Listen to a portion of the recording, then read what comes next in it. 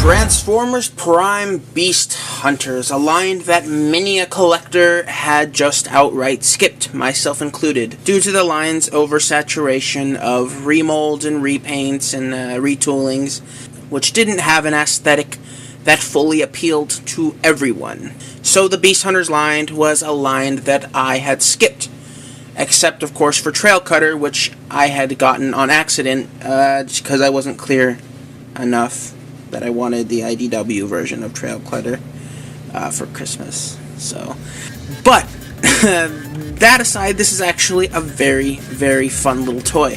So let's dig in deeper and let's take a look at this figure.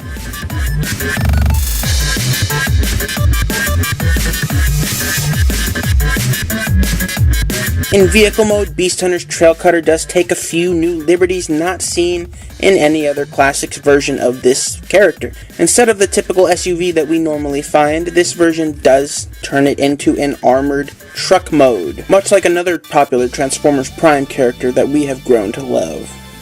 The overall mold of the character is nice, and though some of the accentuated details like these fins and the giant scoop in the front, while they're not exactly necessary, they do bring sort of a new dimension to this character. Now, TRAILCUTTER does include a 2-in-1 weapon that the packaging does so eloquently refer to as a Howler missile. Now, if you would like, you can peg this weapon either onto his nose or on either of the doors, or you can peg them onto the back, though these holes don't exactly lend themselves to pegging weapons in as easily as the others. Just because of the feet and they're moving so much. But you can do it and you can get it done. I actually prefer the way this looks. Makes it look more like a jetpack instead of putting it on the front, which makes it look like a ramming dildo. Or, if you would like, you can unpeg it, take the missile out, and peg only this in front, and take the actual missile and peg it right into the back. But again, be careful because these peg holes do not lend themselves to pegging weapons into as easily, just because of the way the transformation is sort of designed. And now you have TRAILCUTTER with a giant ass antenna and a giant ass ray gun in the front of his car. Now to transform TRAILCUTTER, I'm going to unpeg all his weapons, and you can fold the back of his truck out. You then want to split his legs, and then fold his feet out, like so. And then this, where the little peg holes are, they do fold down. And that is how you get TRAILCUTTER's legs. And now for his upper body, you do want to pull these guns back. These will pull his headlights back, which will unlock the front part, and you are now able to pull them apart. Then you want to twist his body around, make sure it, fits, and then pull his arms down. And when you pull his arms down, that does lock his upper body. Then you just want to fold these little arm panels up and twist the wheels so that they're now facing backwards. I do prefer it that way. It does say that you can have them facing sideways like that, but I do prefer this since they don't hinder the articulation as much in the back. And do the same thing.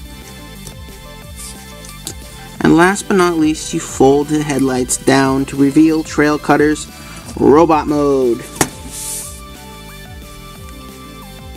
So here we have TRAILCUTTER in his robot mode, and I must say, it's full of both hits and misses. And as you can see, TRAILCUTTER has taken a lot of new liberties from the G1 mode. He no longer has that giant hood belly. In fact, he's now ripped and looks like he's very much so in shape. One of my favorite aspects of the robot mode is his face sculpt. He's got an incredibly mean looking face sculpt that really fits his personality well, and it fits the mold well. It looks like he's about ready to slash up some monsters with his giant arm claws. Now another small complaint I do have about this figure are with these sort of really badly designed hands. You can see they're sort of embedded, which has to be folded over for the transformation. I wish there was a way that they could have incorporated this panel that has to fold over the hands better. And if it wasn't for these blade pieces, it would almost make it look like he didn't even have hands at all, which is a little silly.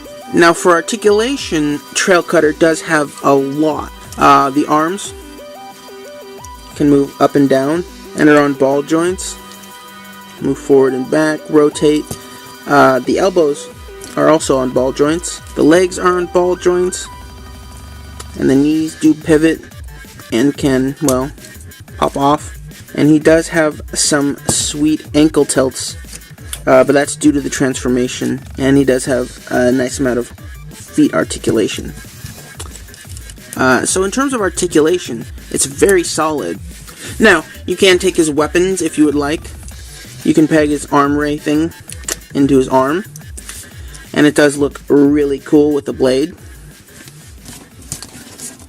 And then you can take his staff, and it's a tight fit, but it does fit right into his hand. And now you can create some mean looking wizard poses. So overall, TRAILCUTTER is an interesting addition to the Transformers Beast Hunters line, a line that I personally had skipped. My major gripe is that it tries too hard to create this aesthetic that makes it not feel like TRAILCUTTER really at all, or Trailbreaker, call it whatever you want. I think it emphasizes too much on details that were now added to this mold specifically, so it is what it is. As a TRAILCUTTER, I can say I'm not a huge fan, but as a toy, I do enjoy this toy. It's a lot of fun to pose, though it does have just a crazy, ridiculous amount of articulation. And it looks really nice with its red, silver, and black. And if you know me, you know I love red, silver, and black. So, with that aside, thank you for watching. Be sure to follow me on Twitter at the TF Review, and I hope you guys have a great night. Go Broncos!